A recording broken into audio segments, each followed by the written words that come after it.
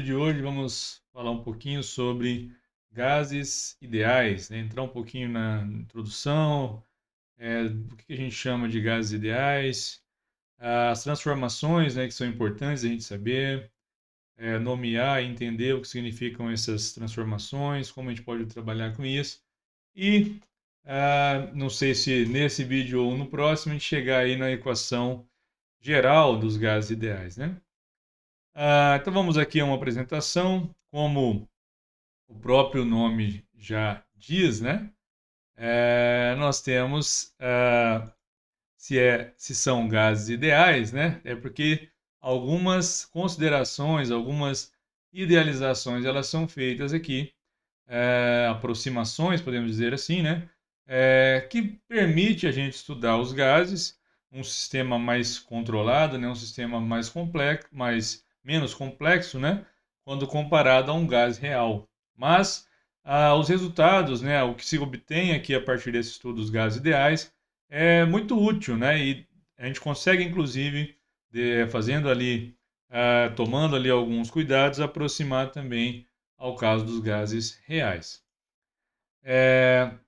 Então vamos lá, né? Quais são essas considerações que a gente vai fazer? Quais são esses cuidados, né, que a gente tem que tomar aqui quando vai falar de gases ideais? Ou seja, quais aproximações estão sendo feitas, né? Então a gente está considerando aqui que o gás é composto ali por moléculas, né? Átomos e moléculas, dependendo, você vai ter ali uma molécula diatômica, é homogênea, né? Ou heterogênea. Então depende do tipo de gás que você está falando. É, mas aqui, no caso dos gases ideais, nós vamos considerar como sendo partículas, né? Essas partículas, elas têm dimensões ali que serão desconsideradas, são dimensões desprezíveis, né? Outra coisa, elas têm um movimento aleatório. Ah, as colisões, elas são consideradas todas elásticas, né? Entre as partículas e também entre as partículas e as paredes ali do recipiente. Então, a gente considera que não há transformação ali de energia em outra forma de energia, né? Ou seja, a energia cinética, ela se conserva, né, durante essas colisões ali, por isso elas são consideradas colisões elásticas, né? Não existem interações entre as partículas também. Claro que aqui nós estamos fazendo isso para considerar, né, utilizar esse modelo dos gases ideais. No caso de um gás real, essas interações elas têm que ser consideradas, né, elas existem, obviamente. E a temperatura e velocidade das partículas são proporcionais, né? Isso aqui também pode ser depois explorado, utilizado, né, dentro da teoria cinética dos gases, né? Que aí é onde a gente vai ter um olhar ali mais, digamos, microscópico, né, a respeito desses sistemas. As variáveis de estado que a gente considera, né, são a pressão, e essa pressão aqui ela estará relacionada aqui para a gente com essas colisões entre as partículas, né, vamos chamar sempre assim, que compõem ali o gás, né, e a colisão entre essas partículas e as paredes do recipiente, e que vai me dar então essa medida, o que a gente chama de pressão. O volume, nesse caso, é o volume que o gás ocupa, né? Então, o gás, nós já estudamos aí um pouquinho sobre os diferentes estados aí de agregação, né? Sólido, líquido, gasoso. A gente sabe que o gás ele vai se acomodar, vamos dizer assim, de acordo com o recipiente. Então, no caso aqui, é o volume ocupado por esse gás, o volume que está relacionado então à capacidade ali do recipiente, né? E também a temperatura, né? Que aí nós já podemos também fazer essa relação com a energia cinética média das partículas, né? Inclusive é muito comum quando a gente fala em temperatura e falar nesse grau de agitação das partículas, né? Tanto maior quanto maior for a temperatura. Então essas três variáveis aqui de estado, elas serão muito importantes, né? E dentro aqui do estudo dos gases ideais são suficientes. Claro que aí depois a gente vai associar também ao número de mols, uma constante, né? Mas pensando aqui nessas variáveis de estado, elas nos fornecem aqui informações que nos permitem compreender bem o que está acontecendo ali no sistema termodinâmico, né? E nós podemos pensar aqui já numa primeira transformação, né? Como o nome ali já diz, né? Uma transformação isotérmica. Então, é uma transformação em que a temperatura ela permanece constante nesse caso. Eu vou ter um sistema em que eu consigo controlar ali, manter a temperatura constante. E aí o que acontece, né? Com as outras variáveis de estado, pressão, volume, como elas variam ali, se uma varia, o que acontece com a outra, né? Então é isso que está dentro desse estudo aí, chamado também de lei de Boyle-Mariotti, né? E nós vamos dar uma olhada aqui numa simulação, a gente vai alternando entre a simulação e também os slides aqui, a gente vai indo e voltando, né? Ah, então nós temos aí essa simulação, aqui a gente consegue, depois eu coloco o link aí no vídeo, né? Mas é do PET Colorado, que eu já costumo usar bastante, quem já assistiu algum vídeo aí sabe disso, né? E aí eu consigo aqui trabalhar com o volume desse meu recipiente, né? Consigo também ver a temperatura, né? Medir a temperatura aqui em Kelvin ou em Celsius. No caso do estudo de gases, é mais interessante a gente deixar realmente aqui na escala Kelvin, né? Na escala absoluta, né? A pressão também você pode mudar para Pascal, né? Quilopascal no caso, ou deixar em ATM, aqui eu não vou me preocupar. E a gente pode escolher também diferentes aqui, coisas que você vai manter constante. Nesse primeiro momento aqui, não tem como eu selecionar porque ainda não injetei, né, o gás aqui, não tenho partículas aqui que representam a composição desse meu gás aqui dentro do recipiente. Então nós podemos vir aqui e colocar uma certa quantidade do gás a uma certa temperatura inicial, aqui está fixado em 300 Kelvin, né? E aí eu começo a ter uma medida então dessa pressão aqui, que está, como a gente falou, relacionada a, a essas colisões dentro das partículas, né, com as paredes do recipiente. Nós podemos fornecer energia, então aquecendo, né, fazendo com que aumente a temperatura aqui do sistema. Percebemos aqui um aumento na temperatura, um aumento também é, na pressão, nesse caso, ainda não vamos entrar muito aqui nas discussões, mas eu posso aqui ajustar, nesse caso, quando está tudo livre, né? Ajustar o tamanho aqui, o volume do meu recipiente, e aí, consequentemente, quando eu tenho esse ajuste, né, eu vou também mexendo com as outras variáveis do meu sistema, né? Mas para a gente começar aqui dentro das transformações, vamos pegar primeiro essa transformação isotérmica. Então vamos reiniciar aqui. Vou colocar uma certa quantidade do gás, né? E aí vamos fixar, nesse caso, a temperatura. Como eu quero aqui trabalhar, eu estou falando de uma transformação isotérmica, né? Então, se é isotérmica, eu estou mantendo a temperatura constante. Veja que aqui na nossa ilustração, na nossa simulação, aquela possibilidade, né, de eu fornecer energia aumentando a temperatura até é desabilitada, né? Claro, porque eu estou aqui falando num caso, né, em que a temperatura vai ficar constante. Se eu diminuir o volume, né, se eu ajusto aqui o meu sistema, fazendo com que o volume que o gás ocupa, né, ele seja menor, o que acontece com a pressão, né? Então, vamos lá, eu estava mais ou menos aqui, tinha uma pressão aqui de 23,2 atm, né? Se eu venho aqui e reduzo o volume do meu sistema, diminuir o volume, então, o que aconteceu com a pressão? A pressão aumentou. E o contrário também é verdade. Se eu aumento o volume, né? Tem um certo limite, claro, aqui, mas eu aumento o volume, a pressão ela vai diminuir. Então, são grandezas aqui que se relacionam dentro dessa transformação isotérmica, né? Se relacionam de forma, a pressão e o volume se relacionam de forma inversamente proporcional. Se eu tenho um aumento do volume, eu tenho uma diminuição da pressão. Se o meu volume diminui, então eu tenho um aumento da pressão.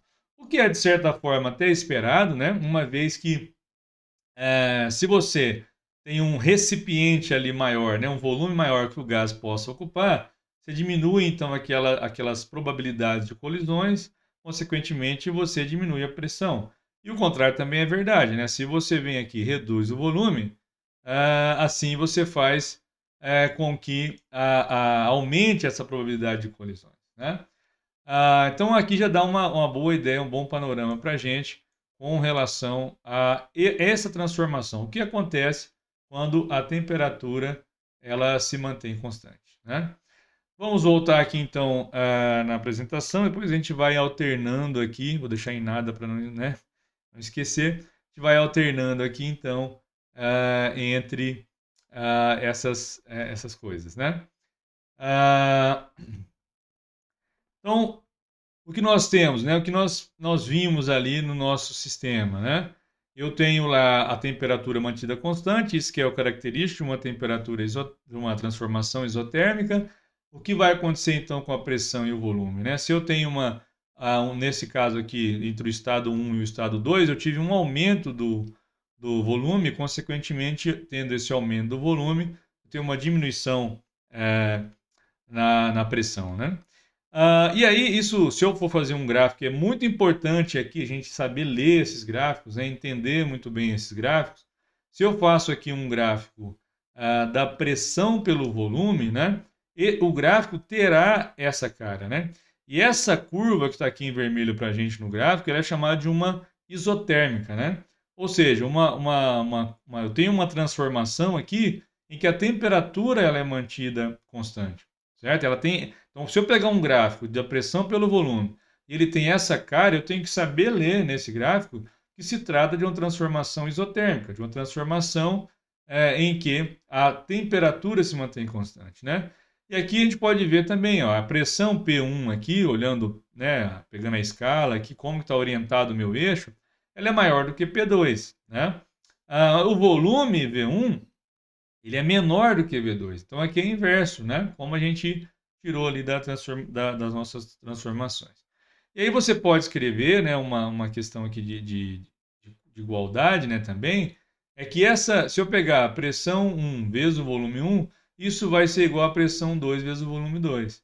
Isso igual a uma constante. Então isso vem, essa é uma constatação, uma conclusão que eu posso tirar a partir foi tirada, né, que a gente está apenas reproduzindo, né, foi levada a partir dos estudos relacionados com essas grandezas, esse tipo de transformação gasosa em que você consegue manter a temperatura constante. Outros gráficos a gente também pode fazer aqui, apesar de ser menos comuns, mas é importante a gente saber, a gente conhecer e entender o que está escrito ali, são gráficos da temperatura pelo volume e da temperatura pela pressão. Nesse caso aqui, o volume está mudando, né? Mas a temperatura permanece a mesma. A pressão está mudando, mas a temperatura permanece a mesma. Claro que eu estou falando da transformação isotérmica, então eu tenho que saber também ler isso aí, ok? Também é mais comum, né, você pensar no gráfico de pressão por volume, identificar essa curva como sendo uma isotérmica, mas é importante conhecer, né, saber esses dois outros gráficos aqui possíveis, lembrando que sempre a gente vai falar aqui a temperatura absoluta, né, no caso do estudo dos gases. E aí nós podemos passar à próxima transformação, que é a transformação isométrica. Conforme o nome, né, ele já nos dá aí, nos deixa aí entender, né? Isométrica, ou você tem também outros dois nomes nesse caso, que é isocórica ou isovolumétrica, né? Esse é até mais fácil de você relacionar ali com a questão do quê? Iso aí, de igualdade, né? Volume, então o volume é mantido igual. Então é uma transformação em que o volume não vai variar. Então vamos voltar lá para a nossa simulaçãozinha, né? E aí vamos trabalhar aqui com essa questão da transformação isométrica ou isovolumétrica, né?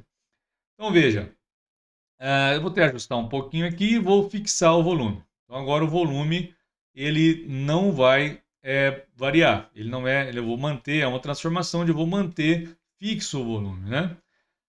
E aí, o que acontece se a temperatura aumentar? Ou seja, se eu fornecer energia para o meu sistema de tal modo que a temperatura aumenta, o que vai acontecer com a pressão, né? Vemos aqui que a pressão quando a temperatura está em 300 Kelvin, está marcando aqui para mim 23,8 atm. Né?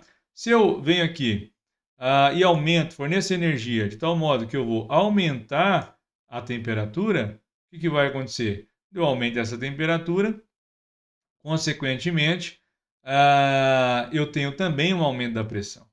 Agora, se o meu sistema troca energia, perde, né, cede energia para o meio externo aqui, e aí de tal modo que essa temperatura, então, ela vai diminuir, acompanha aqui também uma diminuição na pressão, né? Então, eu posso chegar à conclusão que, nesse caso, né, a, a variação aqui que eu tenho de uma grandeza é proporcional ao que eu tenho na outra grandeza. Elas variam de forma proporcional, né? Se eu tenho um aumento na temperatura, esse aumento da temperatura será seguido por um aumento da pressão e vice-versa, né? Se eu tenho uma diminuição na temperatura, essa diminuição na temperatura será seguida pela diminuição na pressão.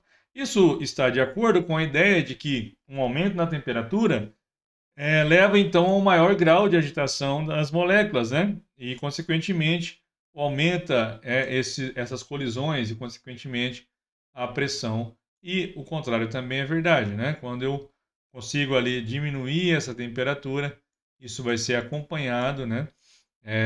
Deixar mais ou menos aqui igual estava, e vai ser acompanhado de uma diminuição na pressão, ok?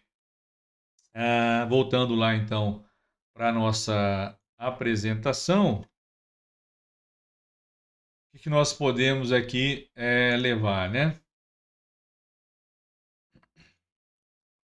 Então, nesse caso, o volume ele está sendo mantido constante, né? Não tem variação no volume, por isso que isométrica, isocórica ou isovolumétrica, né?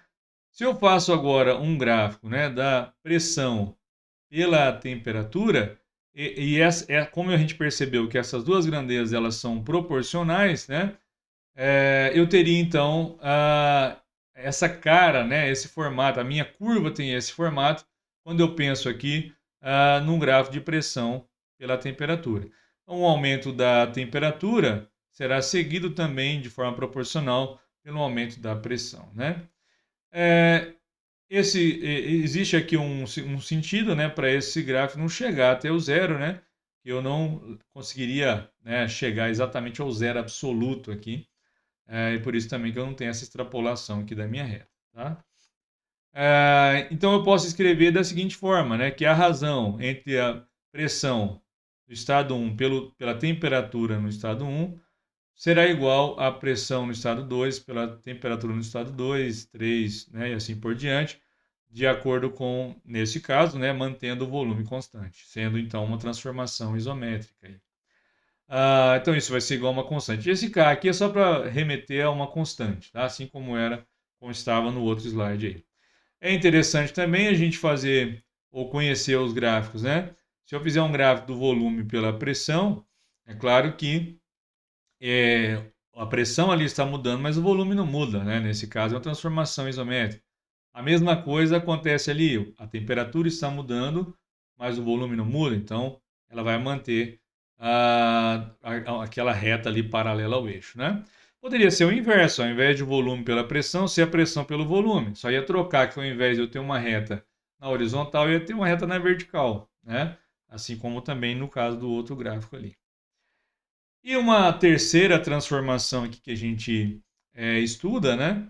Essas transformações aí gasosas básicas que a gente vai aprender por enquanto, né?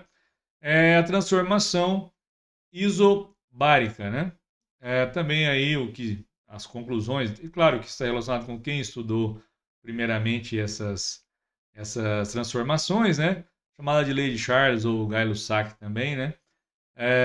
E nesse caso, isobárica, se nós tínhamos antes isotérmica, temperatura permanece constante.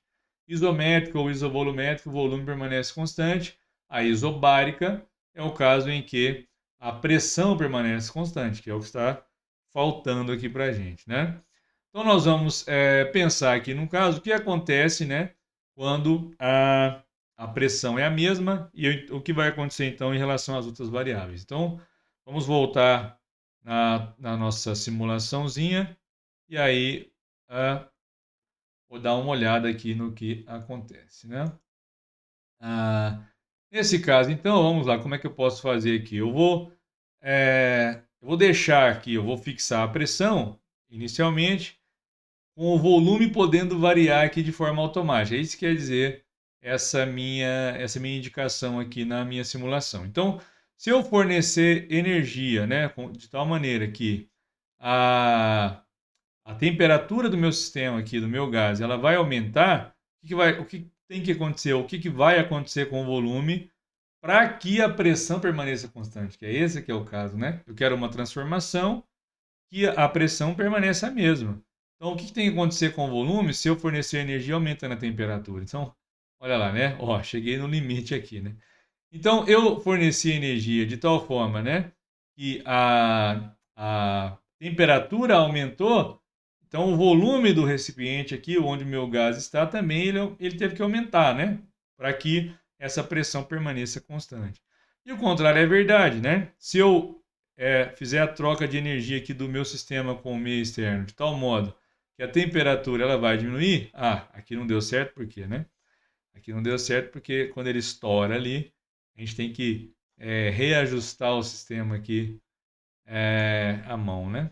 Eu vou roubar um pouquinho, diminuir mais, vou voltar aqui, não vou deixar ele tão distante. Então, ó, nós vimos lá que até aqui tá bom, né? Para não acontecer o mesmo.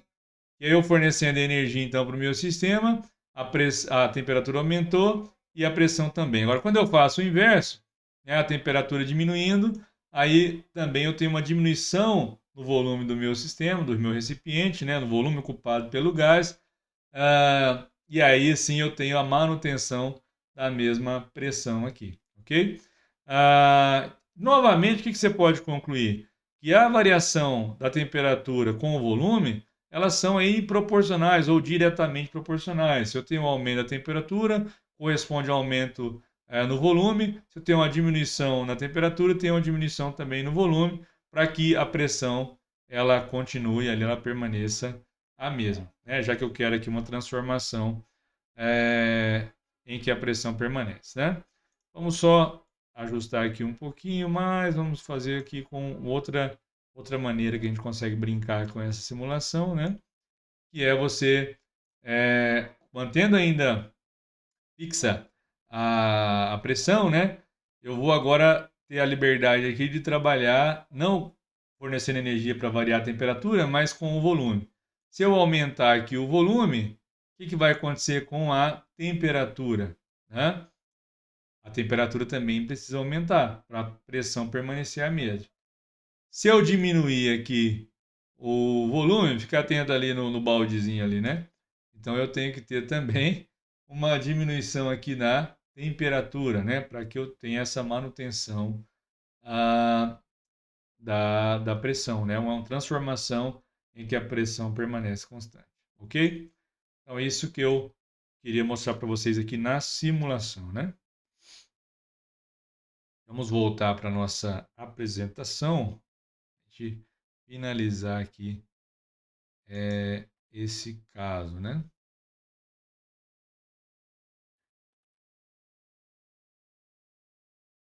Então, se eu for fazer um gráfico, né, do volume pela temperatura, muito semelhante ao caso anterior, né? Você vai ter lá uma proporcionalidade entre o volume e a temperatura, então tem nesse caso uma reta crescente aqui, aumentando a temperatura, considerando, né, que o que nós temos aqui colocado no gráfico, aumentando a temperatura, eu tenho também um aumento proporcional no volume, né? Por isso o gráfico fica dessa maneira. Igualmente, nós poderíamos pensar num gráfico, né, da pressão pelo volume ou da pressão pela temperatura. E aí você vê, né, ó, pressão pelo volume. O volume está mudando, a pressão permanece a mesma.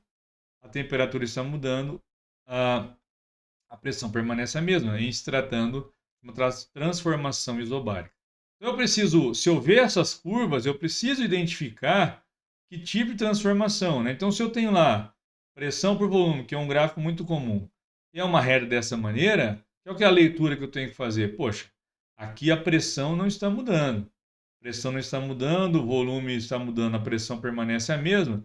Então, aqui nesse trecho eu tenho uma transformação isobárica, né? Então, eu tenho que saber ler esse gráfico, tenho que saber tirar essa informação do gráfico, ok?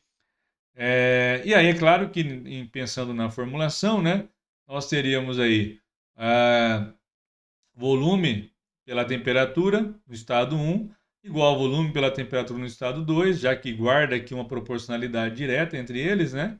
E isso é sempre uma constante, né? Então eu posso comparar diferentes estados ali sofrendo uma transformação isobárica, né?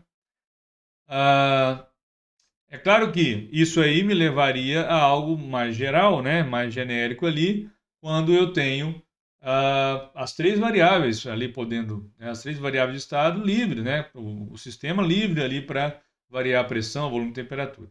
Mas como já estamos aí com um bastante tempo aí na aula, vamos deixar isso para o próximo vídeo, ok? Até o próximo vídeo aí então.